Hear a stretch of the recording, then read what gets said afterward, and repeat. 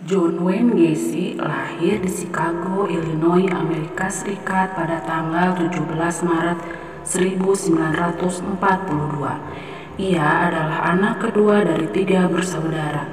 Ayahnya bernama John Stanley Gacy adalah seorang veteran perang dunia ke-1 dan bekerja sebagai mekanik mobil. Ibunya bernama Marion Elaine bekerja di bidang farmasi. Ayah Gacy, yaitu Stanley, adalah seorang yang kasar dan juga pemabuk. Ia kasar pada semua anggota keluarga, namun terhadap Gacy adalah yang terburuk. Bagi Stanley, semua yang ada pada diri Gacy adalah kesalahan. Stanley mendambakan anak lelaki yang pintar berolahraga dan atletis, sedangkan Gacy mempunyai tubuh gemuk dan mempunyai penyakit jantung bawaan. Jangankan berolahraga, untuk bermain pun ia kesulitan. Stanley menginginkan anak yang berprestasi, namun Gacy secara akademik sangat ketinggalan. Ia bahkan pernah tidak naik kelas sebanyak 3 kali. Gacy juga menyukai permainan perempuan dan hobi berkebun. Maka makin sempurnalah kebencian sang ayah padanya. "Kamu bodoh, kamu banci, kamu anak mami." Caci maki seperti itu sudah biasa bagi Gacy. Tamparan, cambukan ikat pinggang, dilempar kursi adalah bagian dari hari-harinya. Di sekolah, Gacy tak kalah menderita. Ia selalu menjadi objek ejekan dan bulian teman-temannya.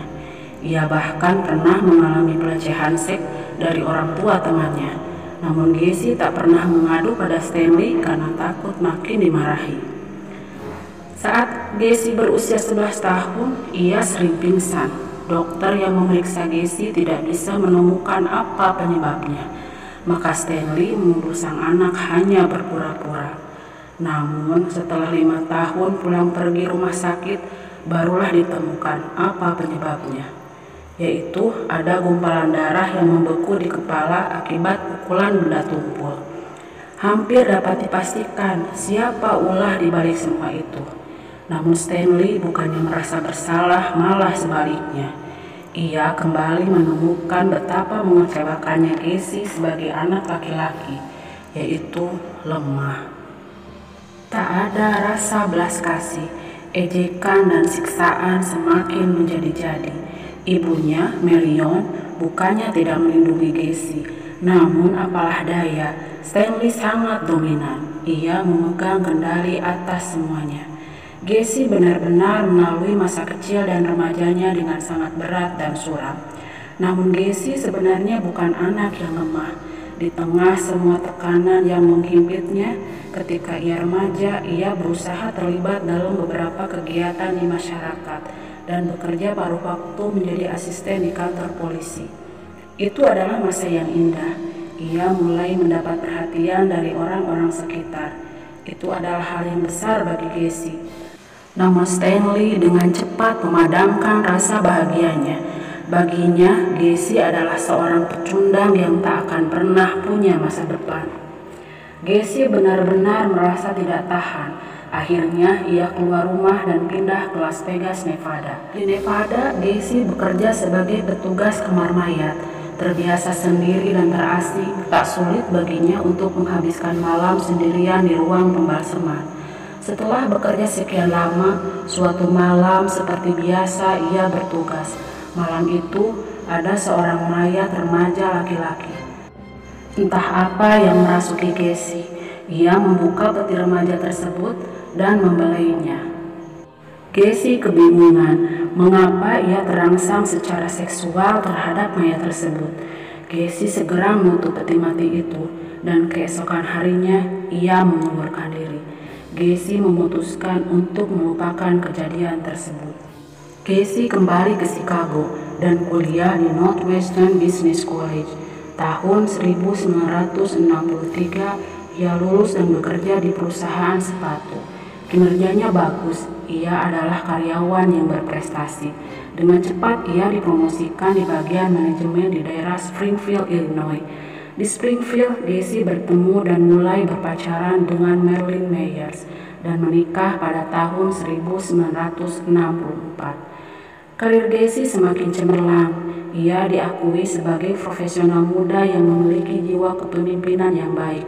Perhatian positif pun ia terima dari komunitas Springfield JC. Komunitas JC adalah sebuah organisasi pengembangan kepemimpinan lokal untuk profesional muda usia 18 hingga 40 tahun. Pada tahun 1965, ia diangkat sebagai wakil presiden divisi Springfield JC dan pada tahun yang sama, ia diakui sebagai JC paling menonjol ketiga di negara bagian Illinois. JC merasa percaya diri, penuh harga diri, memiliki keluarga, karir yang bagus, reputasi yang baik. Ia adalah orang penting di komunitas dan lingkungan tempat tinggalnya. Kemudian Gacy pindah dari Springfield ke Waterloo, Iowa. Di sana ia mengepalai 3 restoran siap saji sekaligus. Ia pun segera bergabung dengan Waterloo JC. Tidak lama setelahnya ia mendapat pengakuan sebagai wakil presiden luar biasa untuk komunitas tersebut. Namun sangat disayangkan, dengan segala kesuksesannya, Gacy semakin kesulitan untuk menahan hasratnya terhadap remaja laki-laki. Gacy mulai mewujudkan keinginannya untuk berhubungan seks dengan mereka, yang banyak diantaranya adalah pekerja di restoran ayam goreng yang dikelolanya. Ia mengubah ruang bawah tanah restoran tersebut menjadi tempat nongkrong sebagai cara untuk menarik remaja laki-laki. Ia menyediakan alkohol dan juga pornografi. Saat para remaja itu mabuk berat, Gacy dengan segera mencabulinya. Sementara istrinya di rumah tengah sibuk mengurus putra mereka. Gacy sangat pandai menjaga reputasinya. Dengan segala sisi gelapnya, Gacy tetaplah pria muda sukses dan terhormat. Namun, serapi apapun usaha Gacy untuk menutupi keburukannya, akhirnya pada tahun 1968 di Waterloo, Iowa, Gacy mendapatkan tuntutan atas tuduhan pemerkosaan terhadap anak buahnya di restoran KFC. Gacy mencoba menyuap korbannya supaya tidak melapor ke polisi, tetapi tidak diindahkan. Gacy lantas mengupah seorang remaja preman untuk memukuli korbannya supaya tidak memberi kesaksian. Usaha Gacy gagal. Ia dijatuhi hukuman 10 tahun penjara. Istrinya, Marilyn Myers, terkejut bukan main. Ia tak menyangka sedikit pun. Marilyn merasa selama ini Gacy adalah suami dan ayah yang baik. Begitupun dengan para kolega dan orang di sekitarnya. Mereka pikir, bagaimana mungkin Gacy seperti itu? Ia adalah tokoh panutan. Marilyn yang terkejut dan kecewa menuntut cerai suaminya. Selama di penjara, Gacy selalu berkelakuan baik, jauh dari masalah, dan ia disegani oleh napi yang lain. Gacy pun dipercaya untuk menjadi koki. Tak ada yang tahu mengapa ia dipenjara. Namun bila melihat tingkah lakunya yang baik dan gaya bicaranya yang terlihat berpendidikan, maka mereka beranggapan bahwa Gacy dipenjara karena kasus yang kecil. Ketika Gacy dipenjara, ayahnya Stanley meninggal dunia. Gacy tak bisa menghadiri pemakaman ayahnya. Gacy sangat berduka. Mengapa seorang Gacy yang selalu dianiaya begitu emosional ketika ditinggal selamanya oleh sang ayah? Para ahli berpendapat itu karena di saat terakhir hidupnya, Gacy belum bisa membuktikan bahwa ia bisa dibanggakan. Karena Gacy selalu berkelakuan baik, maka Gacy hanya menjalani 18 bulan penjara. Ia dibebaskan dengan syarat harus kembali ke kampung halamannya ke Chicago dengan pengawasan dari ibunya. Di Chicago, Gacy membeli sebuah rumah. Gacy juga memulai profesi sebagai penyedia jasa pengecatan, dekorasi, dan perawatan rumah pada awal 1970-an. Ia juga aktif dalam kegiatan yang bersifat publik. Pada tahun 1972, ia menikah untuk kedua kalinya dengan seorang janda beranak dua bernama Carol Hoff.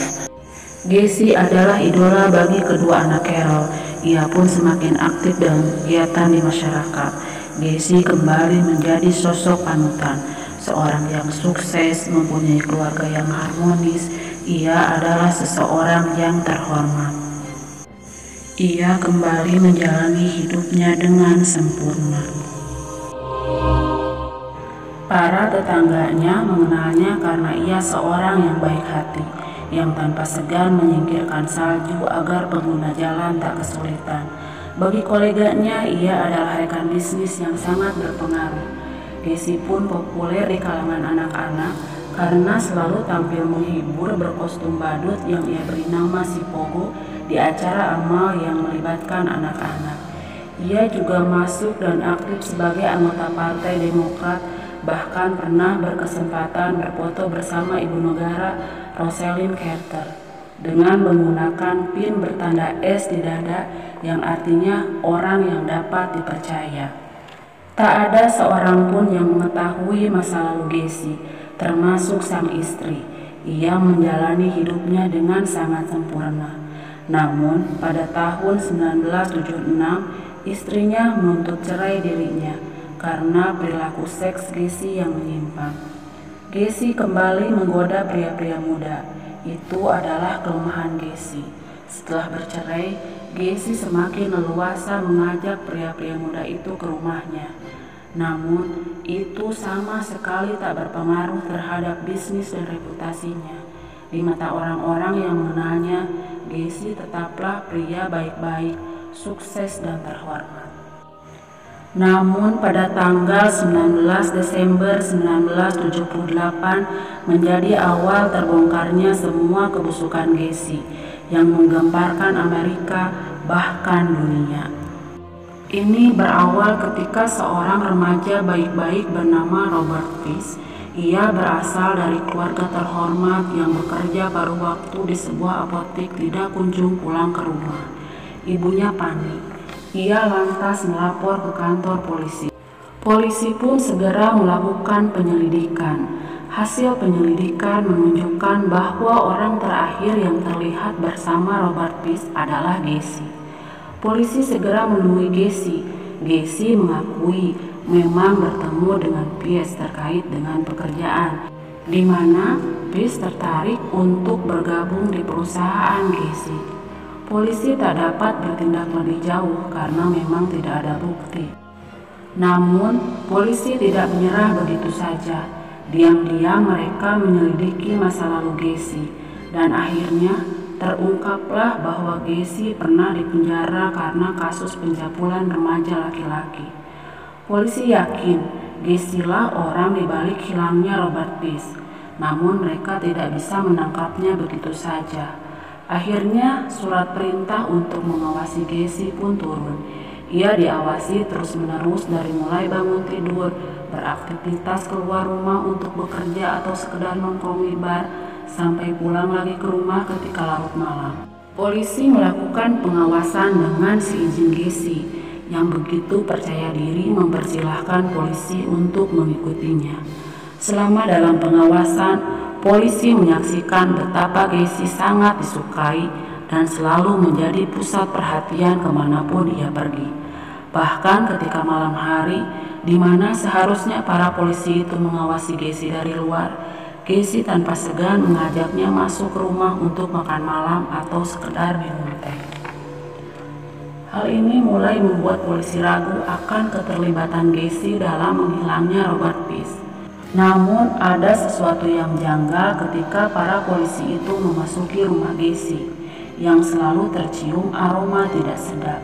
Namun Gessi mengatakan bahwa itu karena saluran pembuangan tidak lancar. 9 hari sudah polisi mengikuti Gessi, namun mereka tidak menemukan sesuatu yang berarti. Hingga akhirnya turunlah surat penggeledahan. Hal yang mencolok dari rumah Gessi adalah selalu tercium bau busuk. Maka para penyidik mencoba mencari tahu dari mana sumber bau tersebut, yang ternyata berasal dari bawah lantai rumah. Keesokan harinya, para penyidik mencopot lantai rumah Gessi dan menemukan rongga berlumpur setinggi kira-kira 50 cm yang hanya bisa dimasuki sambil merangkak. Polisi yang turun ke lantai itu naik kembali ke atas dengan wajah yang pucat dan ia mengatakan akan sangat banyak membutuhkan bantuan. Maka polisi yang lain masuk dan menemukan sesosok mayat yang sudah membusuk dan bagian-bagian tubuh 2 mayat yang lain. Polisi juga menemukan sesosok mayat lain di bawah lantai garasi. Ketika para tetangga tahu polisi menemukan sejumlah mayat korban kejahatan di rumah Gacy, mereka sangat terkejut. Selama ini mereka mendapat kesan bahwa Gacy adalah seorang pria Amerika teladan yang lurus, ramah, dan pandai bergaul. Ia juga suka beramal pada orang yang kurang beruntung. Hasil penyelidikan polisi kemudian mengungkap bahwa pria berusia 36 tahun itu mempergunakan keterampilannya sebagai badut untuk mengecoh korban-korbannya. Ia akan berpura-pura mengajari remaja yang menjadi targetnya untuk belajar melepaskan diri dari borgol. Setelah terborgol, ia akan menjerat leher anak tersebut dengan tali. Kadang-kadang ia mempergunakan papan untuk menekan leher si anak sebelum memperkosa mereka. Dokter yang sudah berpengalaman menangani berbagai korban di jalan-jalan kota Chicago yang rawan itu merasa penemuan di rumah Gacy adalah yang paling mengerikan. Polisi juga mengikutsertakan antropolog dan juga ahli forensik odontologi untuk memeriksa gigi dan rahang korban. Ketika berita tentang Gacy menyebar luas, muncul kisah para korban kejahatan seksualnya yang lolos dari maut. Adalah Jeffrey Ringel. Ketika ia sedang berjalan, sebuah Oldsmobile hitam menghadang langkahnya. Pengemudinya yang bertubuh besar menjulurkan kepala keluar jendela. Mereka mengobrol sebentar, lalu pria itu menawarkan untuk bersama-sama menghisap ganja sambil berkeliling kota. Ringel dengan senang hati mengikuti ajakan pria ramah tersebut. Belum juga ganja itu habis, pria itu meringkus Ringel dengan membekap wajahnya dengan kain yang diberi kloroform. Ringel pingsan. Ketika sadar, Ringel sudah berada di rumah pria tersebut yang meringkusnya. Sambil berdiri telanjang, berbagai alat penyiksa seksual tergeletak di sekelilingnya. Pria itu membekapnya dengan kloroform setiap kali ia sadar. Keesokan harinya, Ringel ditemukan di bawah patung di Lincoln Park, Chicago.